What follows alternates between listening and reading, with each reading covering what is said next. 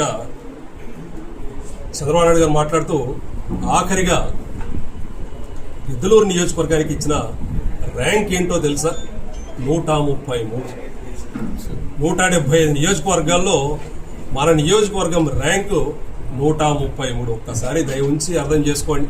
అంటే ఎంత దయనీయమైన పరిస్థితిలో ఉందో, ఎంత దౌర్భాగ్యమైన పరిస్థితిలో ఉంది, ఎంత ఇబ్బందుల్లో ఉంది మన నియోజకవర్గం. ఒక్కసారి ప్రతి ఒక్కరు గమనించాలి. అంటే అన్ని అంశాలు ప్రస్తావిస్తూ దీంట్లో నెగిటివ్లో ఉన్నాం, దీంట్లో నెగిటివ్లో ఉన్నాం, దీంట్లో నెగిటివ్లో ఉన్నాం, దీంట్లో నెగిటివ్లో ఎక్కువ భాగం నెగిటివ్లోనే ఉన్నాం. మరి ఎక్కువ భాగం నెగిటివ్లో ఉంటే నియోజకవర్గంలో ఏం జరుగుతూ ఉంది? ఒక్కసారి ఈ వెనుకబడిన ప్రాంతం, గిద్దలూరు ప్రాంతం ఏదైతే ఉందో చాలా చాలా ఇబ్బందుల్లో ఉన్నారు. అలాగని ఇబ్బందుల్లో ఉండి దేశానికి ఏమాత్రం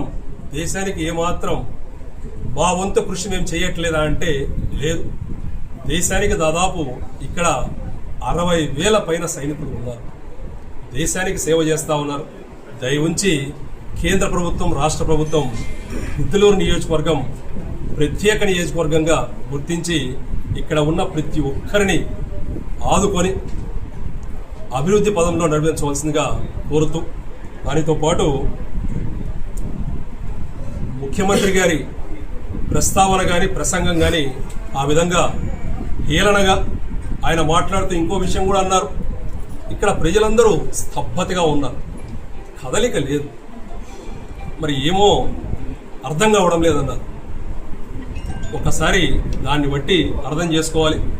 వారి ప్రభుత్వంలో ప్రజలు ఆ విధంగా ఉన్నారు అంటే ఎంత ఆనందంగా ఉన్నారో వాళ్ళు గమనించాలి. అప్పటికే వాళ్ళు తెలుసుకోవాలి ఈ ప్రభుత్వం నుంచి ఎటువంటి సంక్షేమ పథకాల ద్వారా ప్రజలకి న్యాయం జరగడం లేదు, ప్రభుత్వం ద్వారా ఎటువంటి సహాయం అందడం లేదు, ఏ విధంగా ఏ ఆఫీసులలో కూడా సరైన పనులు పూర్తి కావడం లేదు. మాట్లాడుతూ ఇంకో మాట కూడా అన్నారు. ప్రజలు, పేదవాళ్ళు సమస్య ఉంది అని సోమవారం పూట ఏదైతే గ్రీవెన్స్ సెల్ ఉందో దాంట్లో రిక్వెస్ట్ పెడితే అది పై కిందికి 20 రోజులు తిరిగి దాన్ని పక్కన పడేస్తారు.